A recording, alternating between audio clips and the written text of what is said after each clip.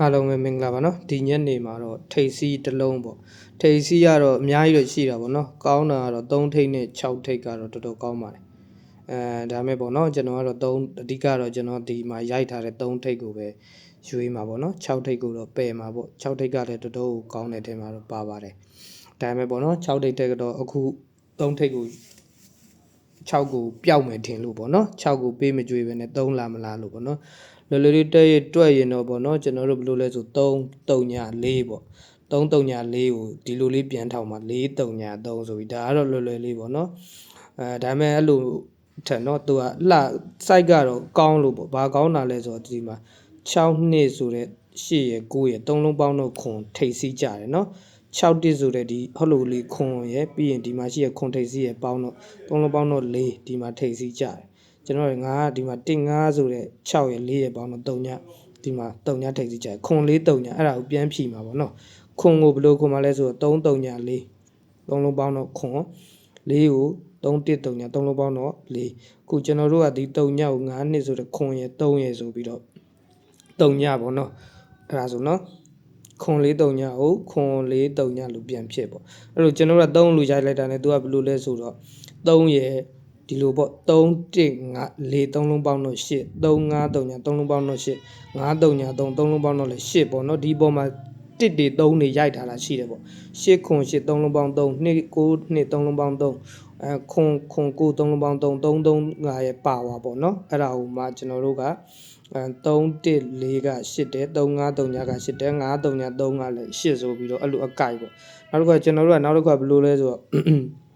3လူရိုက်လိုက်ပြီဆိုတာနဲ့နော်3ရဲ့နှက်က1 4ဟောလိုလေးက1ရဲ့4ရဲ့ခွာပေါင်းခြင်း5 3ရဲ့နှက်က9ရဲ့3ညရဲ့ခွာပေါင်းခြင်း5ပြီးရင်9ရဲ့နှက်က3ညရဲ့3ရဲ့ခွာပေါင်းခြင်း3 5 5 3ဆိုပြီးတော့3 3 5ကိုပြန်ပြီးတော့နှက်ကပြန်ဖြီရပါတော့အဲကြောင့်မလို့ကျွန်တော်တို့ကဒီမှာရှိတဲ့3ထိပ်အဲ့ဒီ3ထိပ်ကိုမှကျွန်တော်တို့က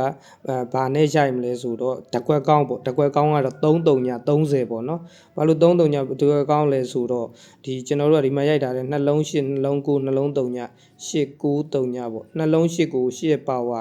နော်ဒီမှာဆိုရင်3ည4 9 3လုံးပေါင်းတော့3 1 3ည3 3လုံးပေါင်းတော့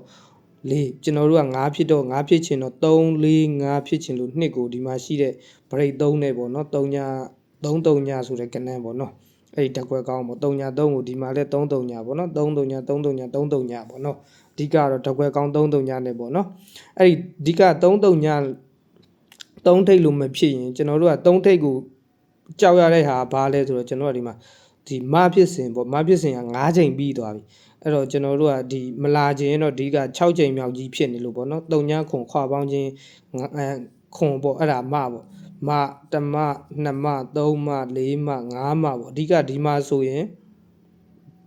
ဒီ6မမဖြစ်တော့ဘူးပေါ့နော်ကျွန်တော်တို့က9 3ဆိုတဲ့8ဆိုရင်ကျွန်တော်တို့ကစုံဖြစ်သွားပြီပေါ့နော်အဓိကအားကြောင့်မလို့ဒီမှာဆိုရင်